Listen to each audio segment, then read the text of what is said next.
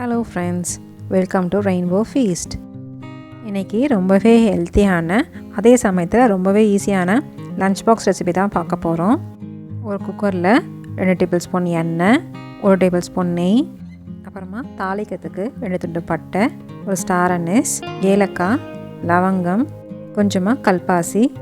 இப்போ இதெல்லாம் பொரிஞ்சதும் 2 மீடியம் சைஸ் வெங்காயம் கட் பண்ணி இதில் ஆட் பண்ணிக்கிறேன். இப்போ வெங்காயம் நல்லா வதங்கிடுச்சு. இந்த ஸ்டேஜில் 2 ஸ்பூன் இஞ்சி பூண்டு பேஸ்ட் ஆட் பண்ணிக்கிறேன். இஞ்சி பூண்டோட பச்சை வாசனை போனதும் சின்னதாக கட் பண்ண கேரட், பீன்ஸ், உருளைக்கிழங்கு, பட்டாணி, இப்போ இது எல்லாத்தையும் ஆட் பண்ணி இது நல்லா வதக்கிக்கிறேன். காயெல்லாம் ஃபுல்லாக வேகணும்னு அவசியம் இல்லை. சின்னதாக கட் பண்ணிருக்கனால சீக்கிரம் வெந்துடும். அதனால் 2 நிமிஷம் வதக்கினா போதும்.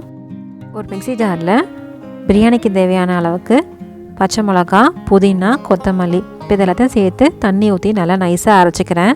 அரைச்ச பேஸ்ட்டை இதில் ஆட் பண்ணி நல்லா கொதிக்க வச்சுக்கிறேன். இப்போ இது நல்லா கொதிச்சிடுச்சு. நான் இன்றைக்கி வரகரிசி 1.5 கப்பு எடுத்திருக்கேன். அதுக்கு 3 கிளாஸ் தண்ணி சேர்த்துக்கிறேன். இப்போ பிரியாணிக்கு தேவையான அளவுக்கு உப்பு ஆட் பண்ணிக்கிறேன். 1 ஸ்பூன் கரம் மசாலா, 1 ஸ்பூன் ஜீரகத்தூள், அப்புறமா புளிப்புக்கு பாதி லெமனை பிழிஞ்சு விட்டுக்கிறேன். சேர்த்துட்டு இப்போ இது எல்லாத்தையும் ஒரு வாட்டி நல்லா கலந்து விட்டுக்கிறேன். இப்போ தண்ணி நல்லா கொதிச்சதும் வரகரிசியை நல்லா 2 வாட்டி வாஷ் பண்ணி இப்போ இதில் ஆட் பண்ணிக்கிறேன். இந்த அரிசியை ஊற வைக்க வேணாம், நம்ம டைரெக்டாக அப்படியே ஆட் பண்ணிக்கலாம்.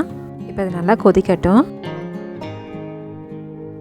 இப்போ தண்ணி நல்லா கொதிச்சு அரிசியும் தண்ணியும் ஒரே லெவலாக வந்திருக்கு. இந்த ஸ்டேஜில் குக்கரை க்ளோஸ் பண்ணி விசில் போட்டு இப்போ ஸ்லோ ஃப்ளேமில் 10 நிமிஷம் நல்லா தம் ஆகட்டும். 10 நிமிஷம் ஆனதும் ஸ்விட்ச் ஆஃப் பண்ணிவிடுங்க.